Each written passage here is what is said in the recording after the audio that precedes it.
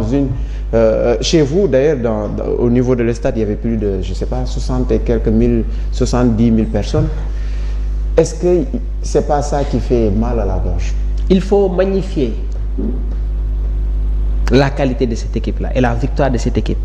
Et dama leen wax ne que Sénégal match bi nga xamante ne moom la joué avec la RDC au stade des Martyrs. Ouais. On avait lancé un message très clair au Maroc parce que c'était notre match de référence avant ñuy dugg ci CAN bi. Ce que les joueurs ont subi en termes de pression, d'intensité au stade des Martyrs, autre équipe que le Sénégal foofu doo génn ak 3 points. Ouais. ñu mëne la 2-0. C'est maîtrisable. ak li xew foofu yépp journalistes yi sonn, nos supporters, les fédéraux, une tension au stade des Martyrs. Tu arrives à gagner les 3 points. Loolu c'est un message très fort. C'est pas le public marocain qui va nous faire peur. Il y a le public marocain qui vous demande de parler en français. dañ koy codé dañ koy codé. Alors parce que instant bi nag ñun foofu moom la ñu nekk ak ñoom. Non, en fait on est obligé aussi de s'exprimer en français pour faire comprendre à la communauté internationale qu'aujourd'hui il y a des choses qui se passent dans une manière anormale. C'est ça la réalité. Si on se base sur les statistiques de la finale, le Sénégal a été la meilleure équipe en termes de possession, en termes de productivité dans le jeu et l'élaboration du système tactique mis en place par le sélectionneur de l'équipe nationale du Sénégal. Les 2 dernières rencontres de cette CAN, c'était face à des équipes, Égypte ak le Maroc, ñooñu am na fu ñu leen di catégoriser. Donc le Sénégal aujourd'hui arrive à éliminer cette bête bi nga xamante ne amoon na suñu diggante ak ñoom. Ok, alors la CAF, Motsepe sa bande, il risque quoi?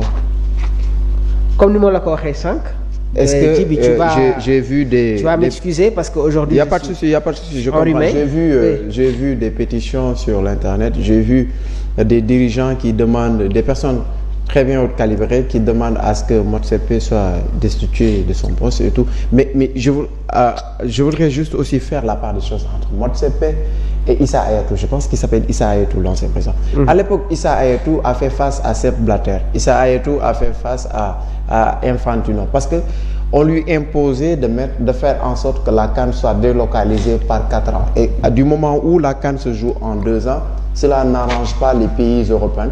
Du moment où c'est les Africains qui tiennent 80% de la qualité de l'effectif qu'ils ont dans leur championnat. Donc ils étaient obligés de demander à ce qu'on délocalise ça au même moment où on n'a pas demandé à renvoyer l'euro pour 4 ans, ni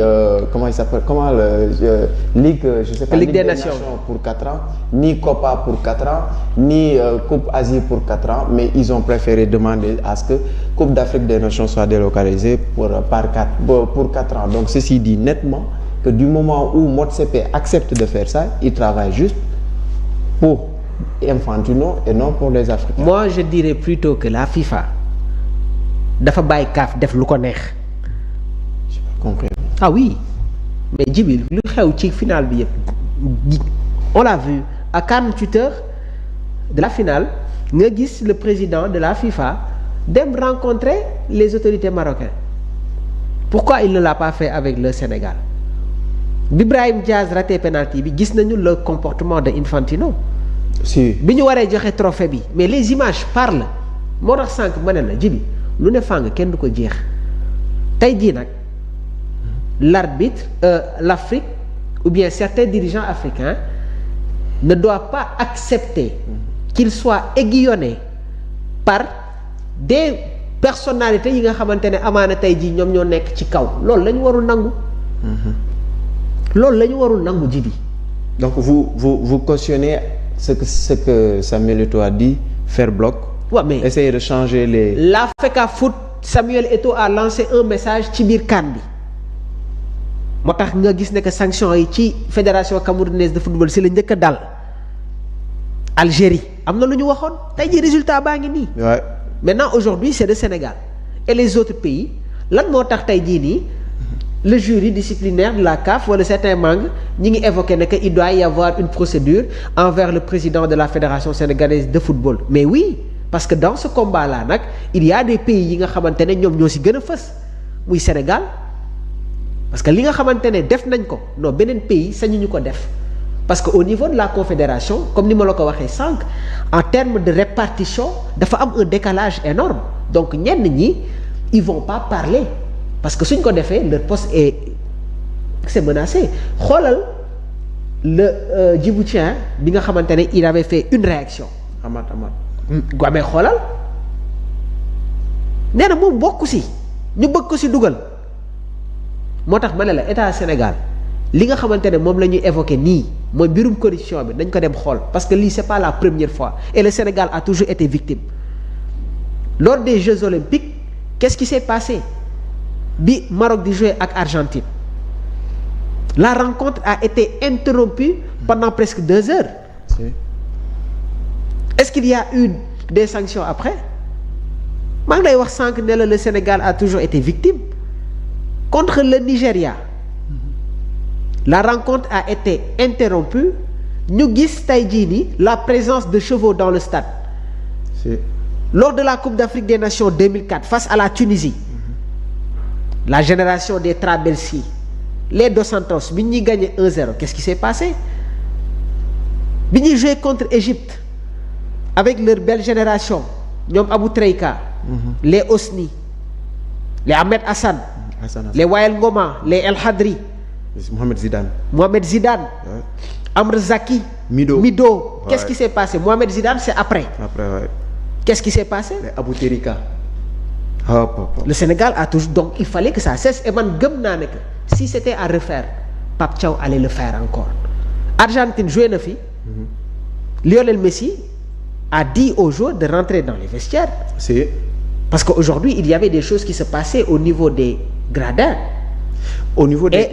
et je précise bien tous les joueurs sénégalais ne sont pas rentrés dans le vestiaire. Au niveau des gradins, Mamour, au moment où il y avait des échauffourées au niveau des gradins, est-ce que vous ne pensez pas que c'était à ce moment-là que l'arbitre aurait dû stopper un tout petit peu le match jusqu'à ce que cela se stabilise? Parce que avant le penalty, allez-y revoir l'image, juste avant le penalty, il y a Edouard Mendy et il y a un autre joueur sénégalais qui dit à l'arbitre de regarder au niveau des gradins qu'il y a des problèmes là-bas, qu'il fallait stopper un tout petit peu le match jusqu'à ce que les choses soient stables.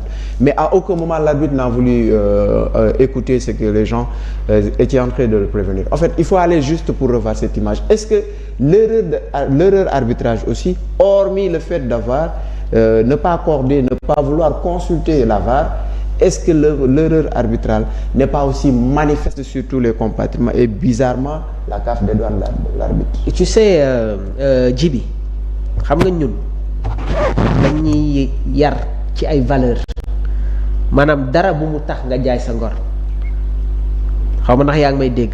bu baax xam nga ñun dañu yar am na ñu yare ci ay valeurs dara warul tax nga jaay sa ngor mais li njëkk a yàq final bi c'est l'arbitre de la rencontre muy Jean-Jacques Ndala. Je veux même pas m'exprimer sur lui parce que un arbitre doit incarner une autorité joueurs yi dañ la war a respecter mais xam nga soo ñàkkee fulla ñàkk fayda lu xew ngay reetaan di def ay gestes yoo xamante ne kenn xamul la loolu sa affaire la parce que xam na exactement suñu demoon ci VAR bi ce qui va se passer bii boobu dañ koy accorder parce que c'était anormal que Achraf Hakimi se retrouve au duel avec Abdoulaye Seck. Jean-Jacques Ndala est un arbitre très intelligent parce que Achraf Hakimi il fait pas plus de 1m83 84 foofu lay yam Abdoulaye Seck il fait 1m95 donc Achraf lu mu am détente su jugee waa ji benn mouvement rek lay def day nekk ci kawam première erreur bi foofu la su demoon consulter VAR bi mais les images sont là ci bi léegi yow nga dem accorder penalty et avant le penalty accordé mais un joueur marocain était en position d'hors-jeu. Si. Pourquoi il n'est pas allé consulter la VAR? Djibi, cette finale a été organisée, orchestrée, conçue, fabriquée, façonnée de manière que Maroc jël finale bi. Maroc nag ils peuvent gagner ce tournoi à travers les bureaux. Mais aujourd'hui la réalité du terrain montre